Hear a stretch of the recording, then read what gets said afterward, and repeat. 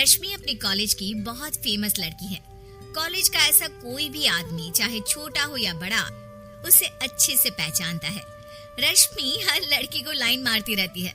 उसकी नजर लड़के पर ही रहती है। लड़के उससे डरते हैं और उसे देखते ही भाग जाते हैं। इस सब के कारण उसकी शादी भी नहीं हो रही होती है। एक रोज कमल दुखी होकर रश्मि से कहती है, अब तो ये सब छोड़ दे मेरी माँ। अब क्या जिंदगी भर यहीं बैठी रहेगी? मेरे कलेजे पर सांप लौटते हैं जब कोई कहता है कि तेरी बेटी लाइन बाज है। मम्मा, अब क्या मैं अपनी जिंदगी भी नहीं जीऊं? मैं इतनी खूबसूरत हूँ कि लड़के मेरी तरफ आकर खुद रुक जाते हैं। इसमें मेरी क्या गलती है? मैं इतनी सुंदर हूँ, मैं क्या करूँ? अरे भाग्य फूटे हैं मेरे। लगता है तेरी शादी देखे बिना ही मर जाऊंगी मैं।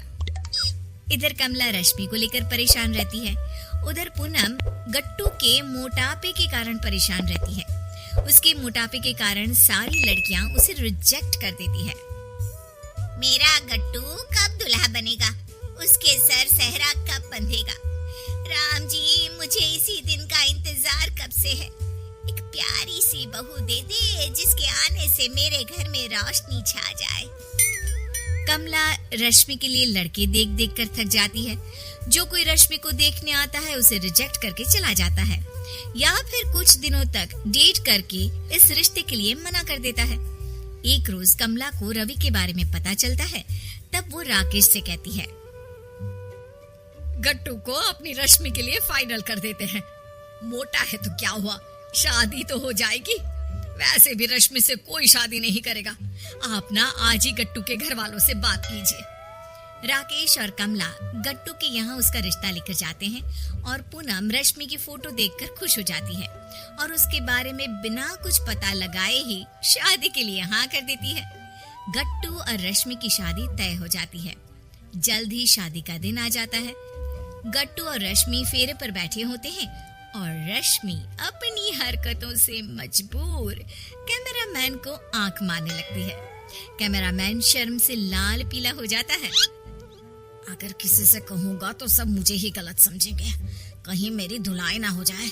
किसी भी तरह यहाँ से निकल जाता हूँ मैं। कैमरामैन के बाद रश्मि पंडित जी को लाइन मारने लगती है।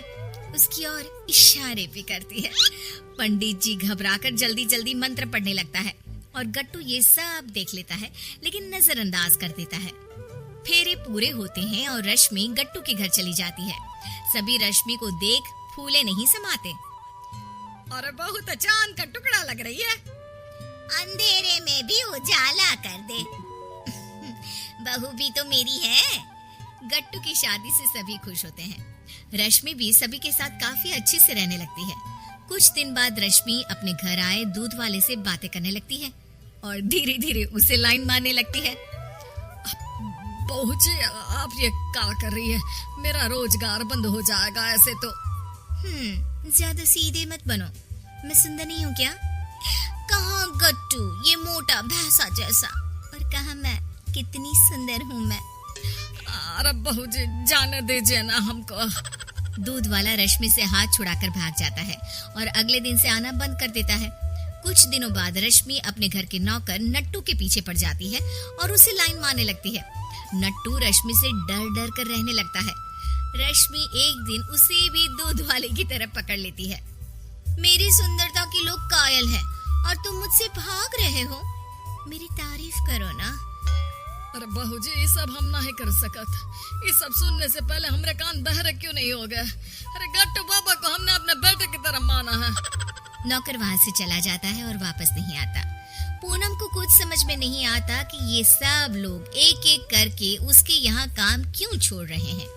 एक दिन पूनम की नजर रश्मि पर पड़ती है, जो घर की छत पर खड़े पड़ोस के लड़के को लाइन मार रही होती है और ये देखकर पूनम की आंखें फटी रह जाती है और वो अपना माथा पकड़ लेती है।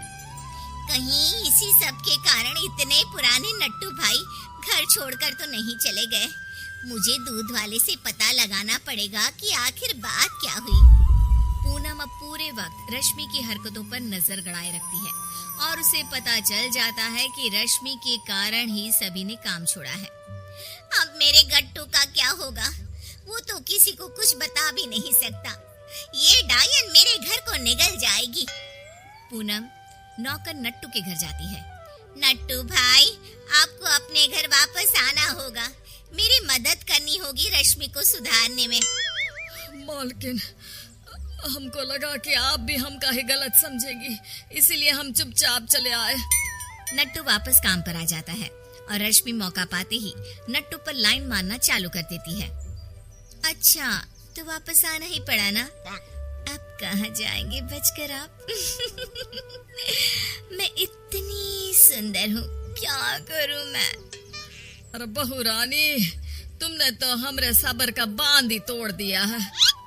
नट्टू रश्मि को उठाकर एक कमरे में ले जाता है और कमरा बंद कर लेता है।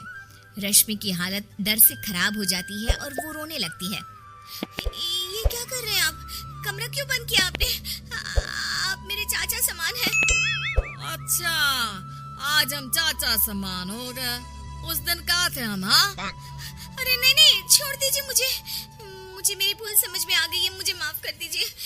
मेरी वजह से आपको अपनी नौकरी खोनी पड़ी थी। आज के बाद मैं किसी भी लड़के को लाइन नहीं मारूंगी। इतने में ही पूनम वहाँ आ जाती है।